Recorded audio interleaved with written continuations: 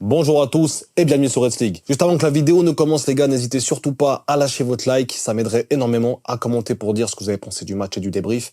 Mais likez les gars, likez, ça m'aide énormément.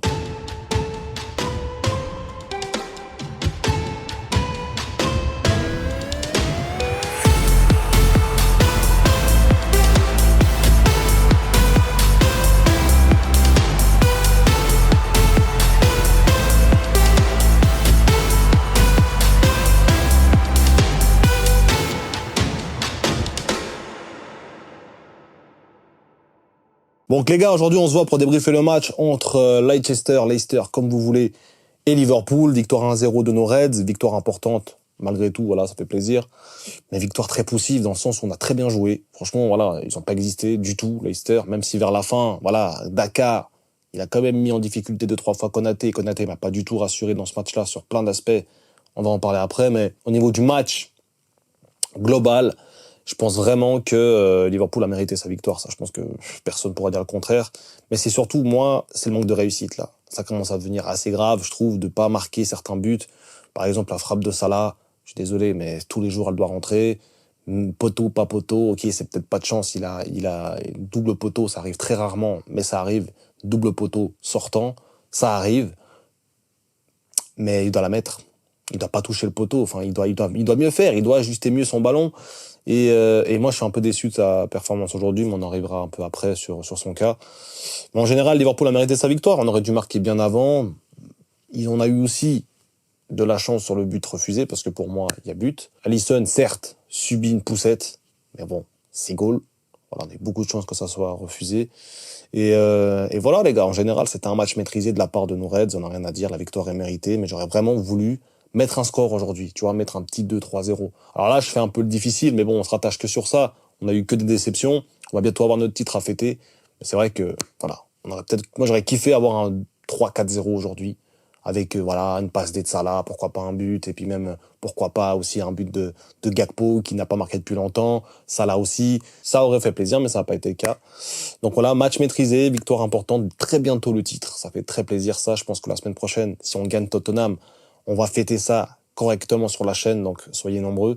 Et on espère vraiment qu'on a une grosse victoire la semaine prochaine. J'espère que là, Salah va enfin marquer. Je suis sûr que s'il marque, il va enlever son maillot, ça c'est certain. Ça sera sûrement le match du titre, donc voilà. Et on espère vraiment avoir un gros match la semaine prochaine. En attendant, on va se focaliser sur les joueurs, sur ce match-là. On va passer directement à l'analyse des joueurs. Alors les joueurs, Alisson, rien dû à faire, franchement. Malgré la poussette, je trouve qu'il a un peu... C'était un peu facile de le pousser, quoi. J'ai l'impression qu'il a un peu joué ça de manière assez, voilà, quoi, nonchalante.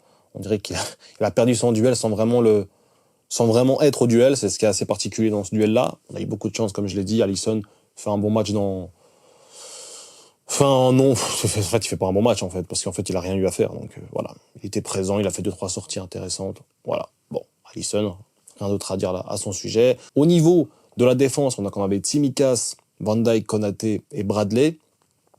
Alors Bradley, j'ai trouvé un peu en difficulté, perso. Alors il a des facultés où tu vois qu'en fait c'est un très bon joueur, il est capable de faire plein de choses, mais là il était quand même en difficulté. Mavadidi il lui a mis en grande difficulté et on l'a senti. On l'a senti que l'expérience n'a pas forcément été au rendez-vous aujourd'hui pour lui, même si globalement il a été intéressant. On avait Van Dijk, Konaté, donc voilà, moi Van Dijk vient de renouveler, tout ça c'est cool. Rien d'autre à dire à son sujet, il a fait un bon match. Moi c'est surtout Konaté que je me pose quelques petites questions. Parce que moi, j'adore ce joueur. Je l'ai dit depuis le début sur ma chaîne que j'adore ce joueur. J'adore ce qu'il dégage. J'adore son jeu, sa rigueur quand il est bon. Mais il y a des fois, tu comprends pas tu comprends pas. Il y a des fois, ou même aujourd'hui, là, on a vu, il fait un contrôle de balle, ou je sais pas ce qu'il a essayé de faire, une roulette, ou le contrôle, il va presque en corner. Tu comprends pas, en fait. Des fois, tu comprends pas. T'as l'impression que de Konaté, il a des moments d'absence vraiment assez impressionnants, quoi. En plus, c'est toujours à des moments où, justement, là, on avait marqué le but, on était à deux doigts de s'en prendre un autre à cause d'une connerie. Contre Paris Saint-Germain, voilà, Alisson est fautif, mais c'est surtout Konaté qui fait un tacle un peu bizarre, qui sert pas à grand chose, laisse ton gardien sortir. Enfin bref, Konaté, dans cette fin de saison, c'est compliqué, il est pas rassurant. Voilà, je tenais à le dire aujourd'hui encore, il n'est pas rassurant. Mais il est bon. Mais il n'est pas rassurant. Tu vois, tu peux être bon et pas rassurant, et tu peux être bon et rassurant. Et là, pour le coup, pour moi, il est bon, mais il est pas rassurant. Voilà. Konaté, c'est ça qui se passe aujourd'hui avec lui. On va noter aussi la rentrée d'Arnold, qui a été très bonne. Donc voilà, elle a été décisive. Hein.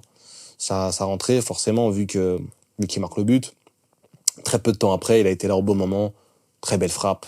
Le gardien se trouve un peu après avoir fait une multitude d'arrêts impressionnants. Il se trouve un peu. Mais voilà, mérité dans la globalité de ce but. Donc voilà, mérité dans la globalité ce but de Arnold. Donc on n'a rien d'autre à dire. Sinon, il a fait de belles petites passes. Mais voilà, on n'a pas encore vu le retour d'Arnold. On attend ça encore un petit peu.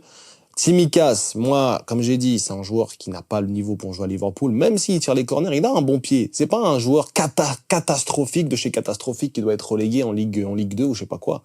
C'est un joueur qui est quand même assez bon. Mais il n'a pas, pour moi, le charisme de jouer à Liverpool. Il est trop fébrile. Il a 2-3 fois, il se fait pousser offensivement. T'as l'impression qu'il a beau avoir un but ouvert, il n'en mettra jamais un. Il n'a jamais mis un but. Beaucoup de mauvais choix, il y a des ballons qui doivent mettre à terre, qui met en l'air. Alors peut-être c'est plus facile à dire qu'à faire, vu que nous, on voit en direct à la télé, et lui qu'il est sur le terrain.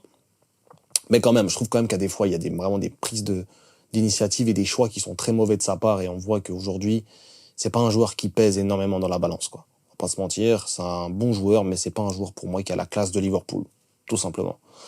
Après, au milieu de terrain, les gars, on a eu Gravenberch, McAllister, Szoboszlai. Donc voilà, McAllister a un bon match, même si j'ai trouvé que certaines passes étaient un peu poussives, un peu forcées. Gravenberch, on attend encore un peu plus. Moi, c'est comme je dis toujours, hein, Gravenberch, moi j'aime beaucoup. On attend un peu plus, là, on attend qu'il soit décisif, quoi. On attend quand même un petit truc en plus, quoi. Une action qui décroche, une action qui déclenche un but ou un truc, un sursaut, je sais pas, on attend un truc de sa part, en fait, qu'on n'a pas, en fait, depuis le début de saison, de Gravenberch. Alors, c'est un très bon joueur. Et il nous a montré plein de facultés qu'il a. Mouvement de corps, contrôle orienté, tout ça, c'est incroyable. Après, on a dire même en dribble, élimination d'un joueur pour un numéro 6, c'est très fort. Mais au niveau de concrétiser certaines occasions, et je parle pas de marquer, là, je parle juste de faire l'avant-dernière passe, je parle juste de faire la dernière passe, la passe décisive, pourquoi pas marquer un but une fois, c'est très compliqué. Il n'arrive pas à trouver dans les petits espaces, il n'arrive pas à jouer dans les petits espaces. Donc ça, c'est compliqué. Il va falloir quand même travailler là-dessus pour la saison prochaine pour Gravenberch, parce que c'est pas possible d'avoir un joueur qui joue tout le temps, et qui est aussi peu décisif dans le secteur offensif, parce que défensivement, il est quand même au rendez-vous. Voilà ce que j'avais à dire sur ces deux milieux-là. Après, on a eu notre ami Szoboszlai, hein, les gars, encore une fois, moi, j'ai ce joueur-là, il a fait deux, trois petites orientations sympathiques. Mais est-ce qu'on doit se contenter de ça? Non. Et surtout que moi, je trouve que c'est un joueur qui voilà, dès qu'il frappe. Vous avez vu, dès qu'il frappe, c'est un joueur qui peut devenir très bon et qui peut se sublimer. Dès qu'il frappe. Mais s'il frappe pas, c'est comme si t'as un atout majeur et que tu l'utilises jamais. Tu te bases sur des atouts que t'as pas. Et pour moi, il a pas certains atouts. Le jeu en petits espaces, le jeu en une touche. Il y a des trucs qu'il a pas. Le pressing, tout ça, il n'y a pas de souci, mais il doit frapper de loin. C'est pour ça que moi, je le verrais bien plus bas sur le terrain. Je le verrais bien en doublure d'un McAllister ou en doublure, en fait.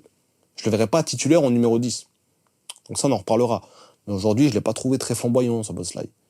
Et en plus de ça, voilà, regardez juste les matchs de Szoboszlai, les gars, vous allez voir un truc qui est assez flagrant, c'est qu'il court tout le temps pour rien. Alors c'est très bien le pressing. Alors oui, on va me dire, ouais, mais il court pas, il presse. Oui, c'est bien, il presse, c'est cool. Mais il presse jamais dans le bon timing. Il court pour rien, tout le temps. Alors il y a des fois où ça passe, mais très souvent, vous allez voir un Szoboszlai qui court et qui est tout le temps, je sais pas, on dirait qu'il est toujours à la recherche du ballon, qui court pour rien, il se fatigue pour rien, et après il est moins lucide dans certaines occasions. Donc voilà, moi, Szoboszlai, voilà, j'attends de voir encore un peu plus, mais en tout cas, dans cette fin de saison, à l'image de l'équipe, hein, c'est très compliqué. Après, au milieu de terrain, voilà, Jones qui est rentré, là, il a rien servi. On a eu un Elliott qui est rentré, qui a été intéressant. Franchement, Elliott, intéressant. On a vu quand même que ça change, en fait, ça change un truc, ça change. Il y a plus de créativité, il y a plus d'instinct. Il y a plus d'instinct chez Elliott. Il y a beaucoup moins d'instinct chez Szoboszlai. Il attend toujours de faire le truc, genre vraiment, il faut qu'il ait un but ouvert comme ça pour tirer, ou il faut qu'il ait vraiment le joueur qui soit démarqué tout seul pour passer. Il peut pas jouer avec l'instinct, ce mec. Là où Elliott, il y a beaucoup plus d'instinct. Je préfère. Maintenant, c'est un peu léger, parce qu'on sait qu'il est pas très régulier. Donc on attend de voir aussi, la saison prochaine, voir ce que ça nous propose à Liverpool. Au niveau des attaquants, donc on avait un Gakpo en pointe, mais en réalité, c'était un Gakpo à gauche, Diaz en pointe et Salah à droite. Alors, Gakpo, il est plus en jambes. Voilà. Alors, il fait tout le temps un peu la même chose, c'est stéréotypé pour moi un peu ce qu'il fait Gakpo. Hein. C'est tout le temps un peu pareil, c'est soit il frappe du pied droit et il s'excentre un petit peu, soit il fait des centres. des centres, deuxième poteau. Il fait tout le temps ça. Et puis voilà, avec 2 joueurs qui sont Luis Diaz et Salah, quoi. Avec les mecs les plus petits de l'équipe, peut-être. Donc, c'est ça que je comprends pas, des fois, avec le jeu de Gakpo, même si une fois, ça a failli passer, c'était pas loin de passer. Mais j'ai l'impression que c'est toujours à forcer. C'est jamais à créer quelque chose, un danger ou quelque chose. Ça force l'erreur. Au lieu de vraiment aller chercher cette erreur envers l'adversaire, j'ai l'impression qu'il fait tout le temps la même chose.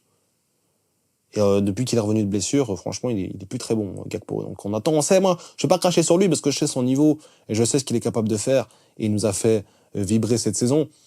Mais actuellement, c'est compliqué pour Gakpo, on va pas se mentir. Gakpo, Jota, il y a plein d'attaquants pour qui c'est très compliqué à Liverpool. Franchement, ces derniers temps, c'est vraiment le secteur où tout est compliqué, c'est offensivement. Donc voilà, Gakpo, on est un petit peu sur notre fin. On avait notre ami Luis Diaz qui a fait un bon match, pour le coup. Juste des fois, lâche ton ballon. Il a trop son ballon pour rien. Il y a des moments donnés où on a fallu prendre des contre-attaques pour rien du tout parce qu'il garde son ballon au lieu de le lâcher. Et puis en plus, il se fait prendre le ballon au milieu de terrain. Donc, très dangereux, sachant qu'on joue très haut avec des défenseurs très hauts. T'as des latéraux qui sont au piston, tout en haut au poteau de corner. Il te reste 2 défenseurs, des fois même un plus avancé que l'autre. Voilà, il te reste quoi? Un défenseur et tu peux jouer un 1 contre 3. Il joue et 1 contre 3 après, quoi. Donc, il faut faire attention à ça quand même. Luis Diaz, faut quand même faire gaffe à pas trop tricoter le ballon pour rien. Voilà. Mais sinon, un bon match. Il a été percutant. On n'a pas vu la rentrée de Chiesa, j'aurais bien kiffé à la place de Gakpo ou même d'un Luis Diaz, au lieu de rentrer Jones, j'ai pas compris. Après, on a eu aussi notre ami Jota qui, pour moi, est en déclin. Voilà, moi je le dis. C'est un joueur que j'ai fait une vidéo il y a peu de temps, j'ai dit que je veux qu'il reste. Enfin, j'ai pas dit que je voulais qu'il reste. J'ai dit s'il y a une bonne offre, on le vend. Mais là, on voit. Franchement, c'est un joueur qui a vraiment des limites. On le voit aujourd'hui encore plus. Il a des grosses limites, ce joueur-là. Ça fait quand même 2-3 matchs où on lui donne des caviars et il n'arrive pas même à cadrer, quoi. Alors là, la tête, je veux bien, c'est compliqué. C'est pas l'accent où je lui en veux le plus. Il y a des occasions où, je suis désolé, contre Fulham, il y a une magnifique passe de Salah, tu dois la mettre. Tu dois pas louper ou la mettre au-dessus. Et on connaît Louis Jota depuis quelques temps. Il a eu un grand manque de réussite sur plein d'actions et à chaque fois, c'était vraiment des ratés exceptionnels, quoi. On est sur des ratés exceptionnels à chaque fois. Et là, aujourd'hui, voilà, il rassure pas offensivement parce qu'il avait l'occasion de mettre un but aussi. Avec la passe de Salah, ça aurait été cool. Que ce soit pour Salah et pour lui, que voilà, ils arrivent quand même à retrouver le chemin des filets et Salah qui arrive à avoir une passe décisive en plus, ce n'a pas été le cas aujourd'hui. Il a eu zéro passe D, 0 but, hein. On va revenir à lui tout de suite, mais voilà. Jota, en tout cas, je suis un peu sur ma fin. J'ai l'impression qu'il est quand même sur un petit déclin, là, à Liverpool, en tout cas. Pas dans sa carrière, pas dans son rôle de joueur de foot, mais dans sa carrière à Liverpool, il est sur un déclin. J'ai l'impression qu'il est plus capable de porter cette offensive. Il n'est pas capable de porter ses actions. Où il était capable en début de saison et les années précédentes, quand il était chaud, il était capable de le faire. Il a gagné des matchs à lui tout seul, hein, des Jota, hein. Donc voilà, je suis un peu déçu de sa part, sa performance aujourd'hui, ça me laisse croire que si on n'a pas une bonne offre, on va le garder, mais si on a une bonne offre, moi je le vendrai direct. Donc voilà, Jota. Après, Salah, il reste plus que Salah, les gars, et Salah qui a fait un match, je sais pas comment qualifier son match en vrai, parce qu'il n'a pas été mauvais, mais il n'a pas été bon. Donc ma fameuse expression en demi-teinte doit être appliquée pour Salah aujourd'hui, parce que il est en demi-teinte, les gars. Demi-teinte, Salah, aujourd'hui. Il doit mettre un but. Il est tout seul. Ça, c'est des occasions, mais c'est du pipi de chasse. À l'entraînement, il les met en pleine lucarne. Il rigole même. Il rigole même. Lucarne, double lucarne, but. Il rigole avec ces occasions-là. Et là, il n'arrive pas à la mettre. Alors, est-ce qu'il attend le match contre Tottenham pour pouvoir performer? Ça, je refuse d'y croire. Mais ça peut être un bon moment pour performer, effectivement. Mais je refuse de croire qu'il attend ce moment-là pour marquer un but ou faire quelque chose. Là, pour moi, Leicester, je pensais franchement qu'on allait mettre, en tout cas, 3 buts et qu'on allait avoir quand même un beau Liverpool. Alors, ça a été le cas. Par moment, on a vraiment l'impression de revoir un certain visage d'une équipe de Klopp à l'époque qui était très bonne par moment, mais très mauvaise par d'autres. Et j'ai vraiment l'impression qu'on revoit ça. C'est pas une équipe où tu dis, OK, il peut rien se passer, tranquille. Ou une équipe où tu es 100% rassuré. Tu as l'impression qu'il peut avoir le pire comme le meilleur dans le même match. Et c'est un peu le cas aujourd'hui, hein, mine de rien. Parce que, OK, on a eu beaucoup d'occasions, on a dominé, il n'y a pas de souci là-dessus, on a été très fort. Mais tu as quand même l'impression que Leicester pouvait marquer un but. Tu n'avais pas ce sentiment de sûreté, en fait. Donc c'est ça, en fait, moi, que j'essaie de mettre en avant. C'est vraiment, On a l'impression, dans cette fin de saison, qu'on revoit une équipe un peu en clope, en reconstruction, avec une équipe qui a beaucoup de bons moments, qui n'arrive pas à capitaliser et qui, défensivement, se fait peur, quoi. Donc voilà. Après Salah, est-ce qu'on va vraiment lui en vouloir? Non, mais je suis un peu frustré. Je pense que lui, il est plus que moi, mais je suis un peu frustré, je suis un peu déçu qu'il n'ait pas scoré aujourd'hui, tout simplement. On attend le match de la semaine prochaine. Pourquoi pas le match du titre? Et après, moi, j'ai peur, justement, qu'après ce match du titre, j'ai très peur que les matchs qui restent, on les joue pas vraiment.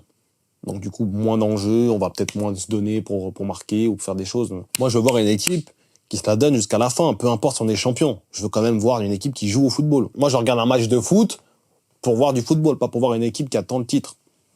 Donc voilà, maintenant, aujourd'hui, j'espère vraiment qu'ils vont se réveiller contre Tottenham et qu'on aura de bons matchs. Il reste 5 matchs, les gars, pour que Salah batte les records ultimes de Première Ligue.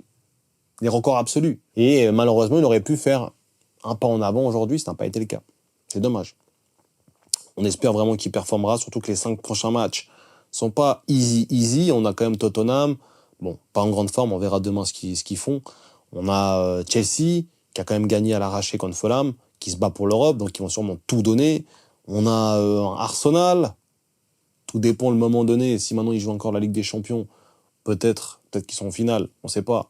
Peut-être qu'ils vont peut-être qu'ils vont faire tourner, sachant qu'on est champion avant. Et après, on a Brighton et Crystal Palace. Donc, il y a encore des matchs pour essayer de battre ce record-là. Il faut vraiment tout donner, quoi. Il faut arrêter de se contenter du minimum.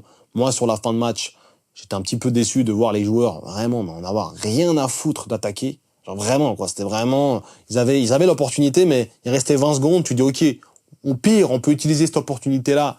Et après, ce sera la fin du match. Non, les mecs, ils mettent la balle au gardien, ils font tourner. Enfin, voilà, c'est un peu décevant.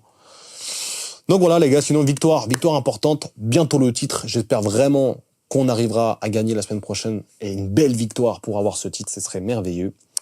Et on pourra faire la fête en bonne et due forme. Donc voilà les gars, la vidéo arrive à son terme, j'espère qu'elle vous aura plu. N'hésitez surtout pas à lâcher un like, un commentaire encore une fois pour soutenir la chaîne, ça m'aiderait énormément. Les gars, la semaine prochaine, il y a un match pour le titre. C'est pas un match pour le titre, c'est le match du titre. Donc on espère vraiment qu'on sera présent, on aura un avant-match. On va vraiment parler de ça à la bien, donc soyez présents durant l'avant-match. Et on espère vraiment avoir une belle victoire la semaine prochaine. Voilà, c'est tout pour moi. J'espère que vous avez kiffé la vidéo. Nous, on se retrouve très prochainement pour une nouvelle vidéo. D'ici là, prenez soin de vous. Et surtout, n'oubliez pas,